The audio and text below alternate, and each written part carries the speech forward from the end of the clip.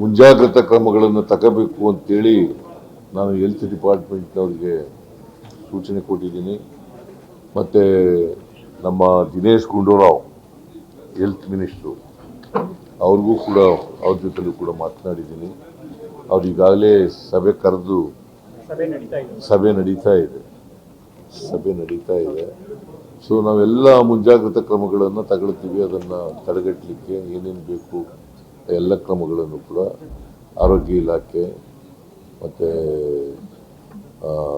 ವೈದ್ಯಕೀಯ ಶಿಕ್ಷಣ ಇಲಾಖೆ ಅವೆಲ್ಲ ಇಲಾಖೆಗಳು ತಗೊಳ್ತದೆ ಅಂತ ಮಾಡ್ತೇವೆ. ಯಾಕಂದರೆ ಈ ವೈರಸ್ಸು ಇಬ್ಬರು ಮಕ್ಕಳಲ್ಲಿ ಈಗಾಗಲೇ ಕಾಣಿಸ್ಕೊಂಡಿದೆ.